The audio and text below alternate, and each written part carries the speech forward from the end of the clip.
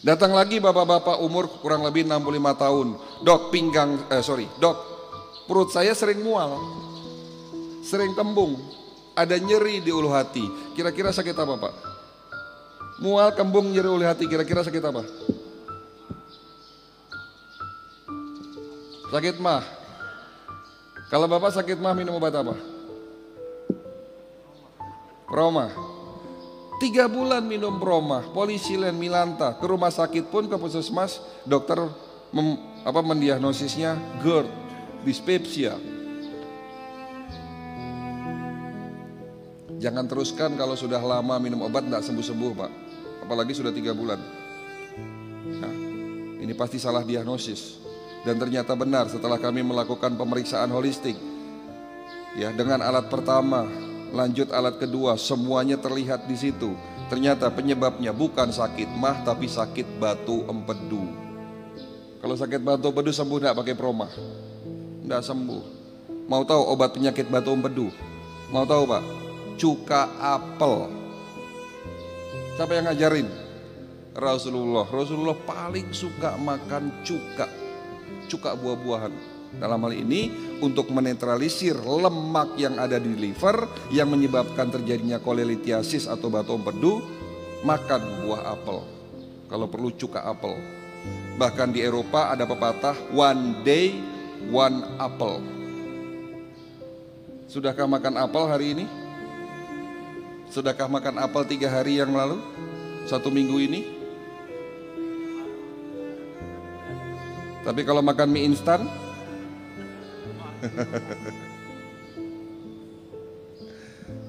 ya Pak.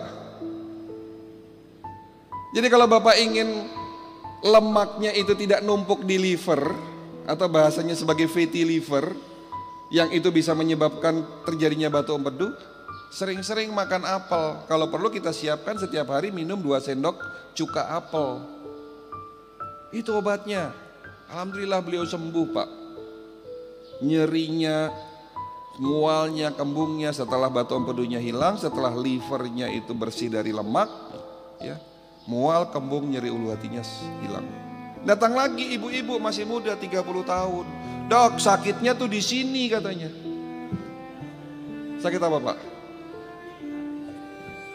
Kebetulan ibu ini membawa hasil diagnosis dari seorang dokter ahli jantung. Beliau dinyatakan sakit jantung. Dasarnya sudah diperiksa. Apakah salah diagnosis? Benar. Untuk yang kasus ketiga ini saya benarkan. Karena dalam hasil pemeriksaan holistik yang kita punya, memang benar sakit jantung. Tapi pertanyaannya, dok, kalau tadi kata dokter penyakitnya ketemu obatnya, pas, harusnya sembuh. Tapi ternyata untuk kasus ketiga kenapa tidak sembuh? Apa jawabannya? Ini menarik nih, yang ketiga. Banyak ini, banyak terjadi. Sakit jantung, sudah benar diagnosis jantung, tapi diobati tidak sembuh-sembuh. Kenapa? Karena ternyata penyebab sakit jantungnya ada penyakit penyerta. Ada penyebab di tempat yang lain yang menyebabkan sakit jantung. Dan penyebab sakit jantungnya ada di usus besar. Penyakit di usus besar inilah yang belum ketemu dan belum diobati. Makanya butuh pemeriksaan holistik. Kenapa? Karena gejala penyakit, tolong dicatat, tolong diingat, gejala penyakit belum tentu penyebabnya di tempat yang sakit. Terkadang sakitnya di dada, ternyata penyebabnya di usus. Ternyata sakitnya di perut, belum tentu penyebabnya di perut. Contoh lagi, Bapak Ibu pasti tahu penyakit asam urat, betul? Katanya banyak di sini sudah minum piroxicam, allopurinol, dexamethasone tidak sembuh-sembuh. Kenapa? Kalau minum nyerinya hilang, tapi tidak minum muncul lagi, betul? Pertanyaannya, apa penyebab penyakit asam urat? Ada yang tahu enggak? Bapak Ibu pernah nonton Sejadah enggak Pak? Sejadah pernah nonton? Sejadah tahu? Sehat jadi ibadah. Ternyata saya enggak populer di sini ya Pak. Itu acara di SCTV setiap hari dari Senin ketemu Senin Pak, dari jam 6 pagi sampai dengan jam 7 pagi. Siapa pembicaranya? Saya, kawan saya Ustadz Solmed dan Cing Abdel. Saya menjadi narasumber di acara Sejadah. Di situ kami membahas banyak tentang kesehatan, mulai dari asam urat, jantung, stroke, dengan tentunya dari sisi kedokteran holistik. Memang acara itu lagi off hari ini karena adanya pandemi, tapi insya Allah besok setelah pandemi selesai kita bisa buat acara itu lagi. Kalau Bapak ingin melihat acara tersebut, buka, klik YouTube, klik Sejadah SCTV. Di situ banyak materi yang saya angkat termasuk asam urat. Di situ ada jawabannya. Apa penyebab penyakit asam urat? Ada yang tahu enggak, Pak?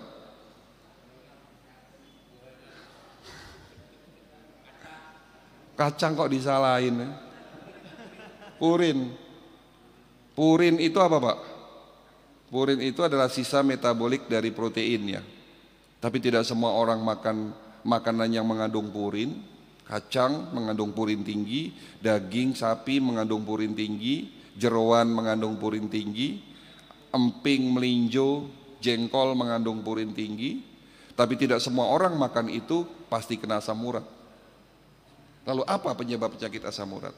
Penyebab penyakit asam urat adalah gangguan fungsi organ ginjal. Sakitnya di sendi, penyebabnya di ginjal. Jadi yang harus diobati apa? Ginjalnya, Pak. Diperiksa secara holistik, apa penyebab gangguan ginjal? Bahkan gigi berlubang bisa menyebabkan kebocoran ginjal. Itulah holistik. Pengobatan dari hulu ke hilir. Boleh enggak kalau orang sakit asam urat, kata banyak dokter di luar sana, jangan makan emping, jangan makan daun singkong, jangan makan daun ijo-ijoan. Ini seperti makan buah simalakama. Dimakan bapak mati, enggak dimakan ibu mati. Sementara kita butuh serat, kita butuh sayur-sayuran, tapi bapak dilarang untuk tidak makan, tidak boleh makan sayur-sayuran, karena nanti asam uratnya naik. Bukan begitu caranya pengobatan. Obati ginjalnya. Setelah ginjalnya sembuh, insya Allah asam uratnya sembuh, bapak boleh makan sayur lagi. Nah, kalau kita dilarang makan sayur, lalu gimana serat kita? Oke lah, bapak tidak akan naik asam uratnya, tetapi unsur-unsur yang dibutuhkan, yang terkandung di dalam sayur itu tidak bapak dapatkan. Ya. Jadi pengobatan yang keliru yang dimaksud sudah paham ya? Hari ini yang diobati bukan penyebab, tetapi akibat. Yang diobati hanya rasa sakit. Tolong perhatikan, apa yang bapak ibu rasakan seperti pusing, migrain, vertigo, sesek, nyeri dada, kembung, mual, kesemutan, pegel-pegel, tolong catat, itu bukan penyakit, Pak. Lalu apa? Itu adalah alarm tubuh, cara tubuh lagi ngasih tahu kita, cara tubuh lagi protes, cara tubuh minta haknya. Ya. Jangan obati alarm tubuh kita, tapi cari tahu sumber penyebab kenapa alarmnya bunyi. Ibarat kata masjid yang megah indah ini punya alarm kebakaran. Punya enggak, Pak? Ada. Alarm kebakaran ada. Andai kata alarm kebakaran masjid ini ada, Bapak beli. Untuk fasilitas di mana kalau ada konsleting listrik, ada api, ya sekecil apapun alarmnya bunyi, betul? Apa yang Bapak lakukan sebagai pengurus masjid? Suatu saat alarm kebakaran masjid ini berbunyi, apa yang Bapak lakukan? Suatu saat alarm kebakarannya bunyi, berarti ada api. Nah, fungsi alarm kebakarannya kalau ada api akan berbunyi, betul? Memberitahu kita. Apa yang Bapak lakukan? Suatu saat alarm kebakarannya bunyi. Ya datang dulu ke masjid, dicari sumber apinya di mana, begitu? Setelah ketemu ya dipadamkan. Kalau masih kecil ya mudah padamkan, selesai. Tidak perlu panggil pemadam kebakaran. Kalau ternyata kebakarnya akibat konsleting listrik, ya jangan disiram pakai api, malah konslet nanti. Dipadamkan dulu, dimatikan dulu si keringnya, kan begitu? Tetapi yang dilakukan oleh beliau bukan mencari sumber apinya di mana, tetapi kabel alarmnya diputus. Pastinya tidak berbunyi lagi, tetapi beliau tidak melakukan apa-apa setelah itu. Tidak dicari sumber apinya di mana. Apa yang terjadi? Masjid ini kebakaran habis tanpa kita sadari, apinya sudah besar, baru terlihat dari luar. Oh, ada kebakaran di masjid, apinya sudah besar. Susah dipadamkan? Susah dipadamkan. Itu jawaban ketiga. Kenapa penyakit kronis sulit diobati, sulit disembuhkan? Karena ketahuannya sudah terlanjur parah. Kenapa sudah terlanjur parah? Seringnya mematikan alarm tubuh kita dengan obat-obat analgesik, dengan obat-obat kimia. Coba cek rumah sakit Darmais, rata-rata orang yang berobat kanker di sana sudah stadium 3. Coba cek rumah sakit Harapan Kita, rata-rata orang yang berobat jantung di sana sudah harus pasang ring. Artinya penyumbatannya sudah di atas 70%. Oke. Bisa dipahami sampai di sini?